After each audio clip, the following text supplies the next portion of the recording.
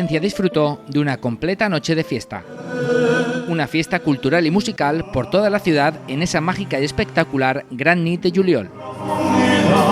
Hasta 33 actividades repartidas por toda la ciudad, pero especialmente concentradas en el centro para poder disfrutar de varias de ellas. Empezar en la Plaza de la Reina con la banda de cornetas y tambores San Luis Bertrán en su paseo hasta la Plaza de la Virgen.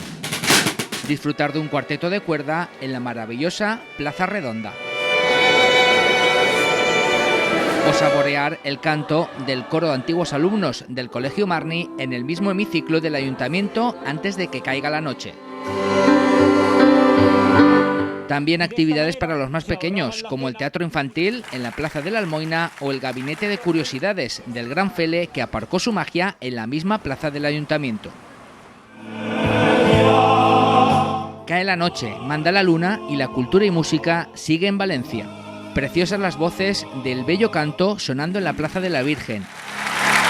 Y respeto por el folclore valenciano en la Plaza del Patriarca con nuestras tradiciones.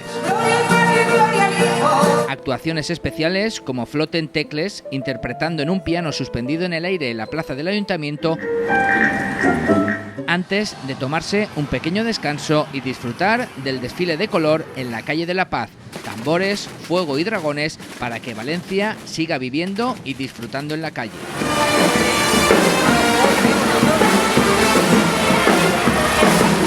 La noche cultural sigue viva en todo el centro de Valencia y además de poder entrar al hemiciclo y el Salón de Cristal del Ayuntamiento de Valencia, los valencianos y turistas también pudieron disfrutar de una noche de museos abiertos por toda la ciudad. Una enorme Gran Nit de Juliol.